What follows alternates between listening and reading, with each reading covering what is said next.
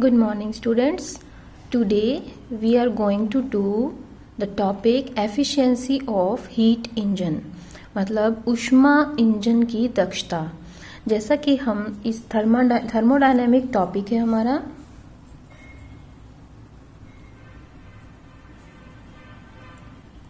और थर्मोडायनामिक्स 2 जो है वो हमारे बीएससी पार्ट 3 के सिलेबस में है। तो हम लोग जो है इसमें सेकंड टॉपिक कर रहे हैं। पहला टॉपिक हमने थर्मोडायनामिक्स में कार्नोट चक्र करा है। कार्नोट चक्र, जैसा कि हमने पहले बताया था कि ये एक जो है आइडियल सिचुएशन है, एक उत्क्रमणीय रूप से किया गया ऐसा चक्र जिसमें कि अधिकतम कार्य प्राप्त हो सके, और हम उसमें क्या करते हैं कि अधिकतम जो कि अवशोषित हुई ऊष्मा है उसको सारी को यानी अधिकांश अंश को हमने कार्य में परिवर्तित किया, जो कि संभव नहीं है, परंतु कार्नो ने ये चक्र दिया था। अब अगर रियल सिचुएशन पे आए तो ये पॉसिबल नहीं है, लेकिन हम ये कह सकते हैं कि हम ये तो बता सकते हैं कि ऊष्मा अवशोषित हुई ऊष्मा का कितना अंश, सारा नहीं हुआ लेकिन कितना अंश जो है वो कार्य में परिवर्तित हुआ। जो अवशोषित हुई ऊष्मा है, जो हमने तंत्र को ऊष्मा दी, उसने अवशोषित की और उसको कार्य में परिवर्तित किया, तो कार्य में जितना अंश अवशोषित हुआ, जितनी ऊष्मा अवशोषित हुई और उसका जितना अंश जो है वो कार्य में परिवर्तित हुआ, वो उसकी दक्षता है। इसे कहते हैं ऊष्मा इंजन की दक्षता। ठीक है, तो ऊष्मा इंजन और कुछ नहीं है एक्चुअली, ये एक ऐसा तंत्र है जिसमें कि ऊष्मा किसी भी तंत्र को दी जाती है और उस तंत्र में जो है कार्य की गणना की जाती है, उसको उसकी दक्षता कहते हैं। आइडियल सिचुएशन ये थी कि कार्नोट साइकिल जो है उसमें था Q is equals to minus W, means जितनी ऊष्मा अवशोषित हुई है वो सारी कार्य में परिवर्तित हो रही है। But in real situation this is different.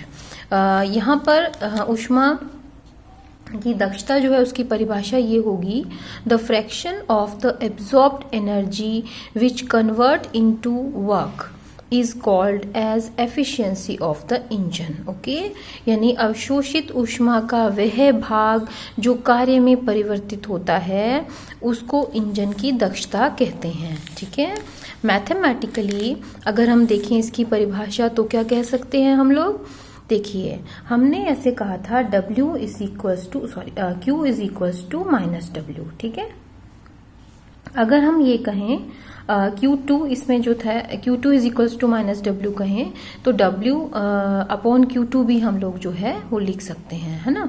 तो यहाँ पर यही चीज है कि ये जो ये है, हमने कहा कि अवशोषित हुई ऊष्मा और किए प्राप्त हुआ कार्य, किए गए कार्य, ठीक है, का जो अनुपात है वो क्या है, यहाँ पर ईटा है। ईटा का मतलब हुआ ऊष्मा इंजन की दक्षता।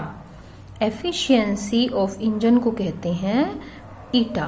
Okay, this is eta, not neeta, ये ईटा होता है। ओके, सो इंजन की दक्षता किए गए कार्य और उच्च ताप के ऊष्मा भंडार से अवशोषित ऊष्मा का अनुपात है। ठीक है, अनुपात का मतलब हुआ कि यहाँ पर जो है हम रेशो में इसको लिखेंगे W अपॉन Q2। Q2 मतलब यहाँ पर उच्च ताप का ऊष्मा भंडार से अवशोषित ऊष्मा, ठीक है, और किया गया कार्य मतलब W। Eta is equals to W upon Q2। ठीक है,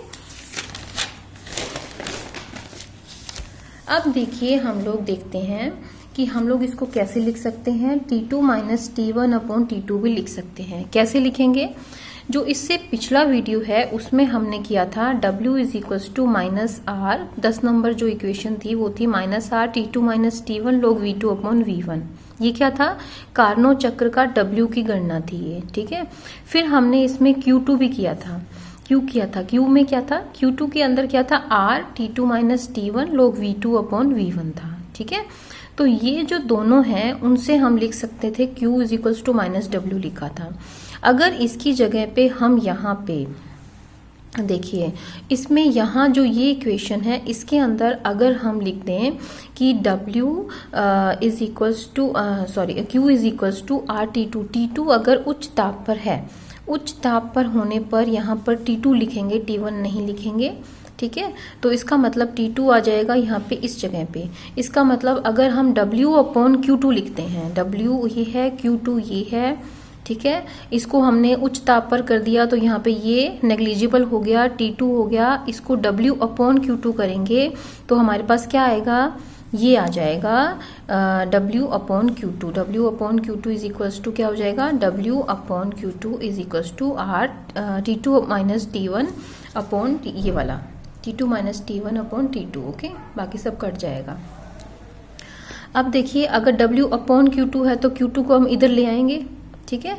Q2 को इधर ले आने पर क्या होगा, W इज इक्वल्स टू क्या आ जाएगा, minus Q2 T2 minus T1 upon T2। Okay, तो यहाँ पर जो ईटा है उसको हम क्या लिख सकते हैं, W/Q2 भी लिख सकते हैं, है ना, और T2 minus T1 upon T2 भी लिख सकते हैं, ठीक है। अब यहाँ पर आता है कि किसी इंजन की दक्षता केवल स्रोत तथा सिंक के ताप पर निर्भर करती है, ठीक है।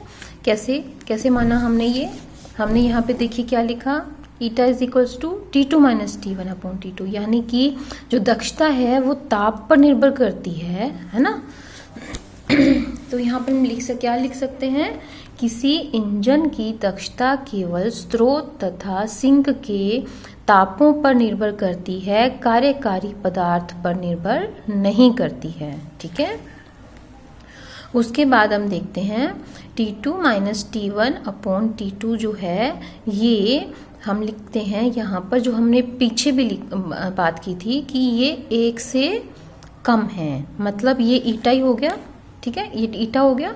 ईटा मतलब दक्षता हमेशा जो है वो 1 से कम होती है। 1 से कम का मतलब वो 100% नहीं होती है, ठीक है। इसका मतलब 1 से कम होती है मतलब 100% दक्षता वाला इंजन बनाना इम्पॉसिबल है, ठीक है। अब हम इसको थोड़ा सा चेंज करेंगे, जिसमें हम लिख सकते हैं कि अवशोषित ऊष्मा का जो मान है Q, जिसे हम कह सकते हैं, उसको हम Q2 माइनस Q1 भी लिख सकते हैं। फर्स्ट लॉ जो है वो हमें कहता है W is equals to Q2 minus Q1। Eta is equals to जो है हम लिख सकते हैं T2 minus T1 upon T2 लिखा था। अब ऊष्मा के संदर्भ में अगर हम लिखें, ठीक है, किसके रेफरेंस में लिखना है हमें, हीट के रेफरेंस में अगर ये इक्वेशन लिखनी है then eta is equals to Q2 minus Q1 upon Q2 लिखेंगे। ओके, तो इस तरह से हम ये भी लिख सकते हैं इन दोनों से Q1 upon Q2 is equals to T1 upon T2।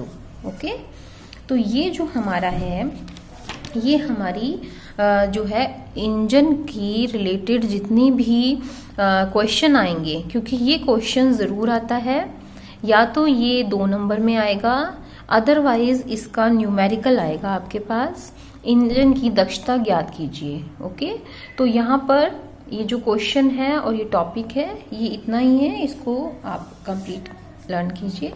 Thank you.